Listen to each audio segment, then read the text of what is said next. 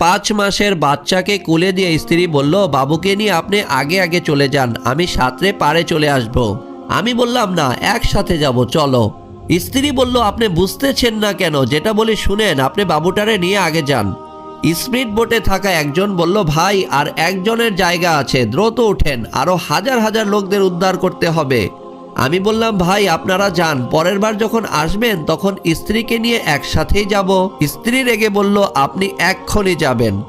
আমি বললাম, এটা কি ধরনের পাগলামি? তোমায় একা রেখে আমি কিছুতেই যাব না।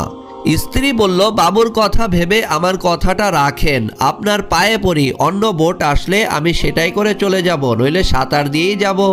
আমি বললাম, চারদিকে জলে থই থই, তুমি সাঁতার দিয়ে আসবে কি করে? স্ত্রী বলল, গ্রামের মেয়ে আমি, সাঁতার দিয়েই বড় হয়েছি।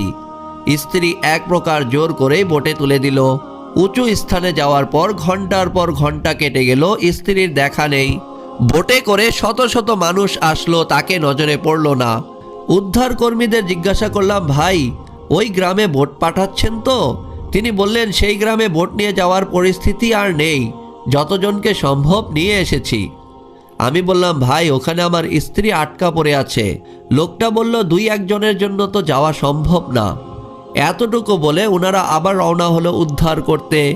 স্বেচ্ছাসেবীর কাছ থেকে অনেক কষ্ট করে রিকোয়েস্ট করে একটা ফোনের জোগাড় করলাম। শ্বশুর বাড়িতে কল করে সব জানালাম। স্ত্রীর বড় ভাই বলল, তুমি ওকে একা রেখে আসলে কিভাবে? আমি বললাম, ভাইয়া আমি তো নিরুপায় ছিলাম, ও আমায় বাধ্য করেছে, আর ও বলেছিল সাঁতরে পাড়ে চলে আসবে।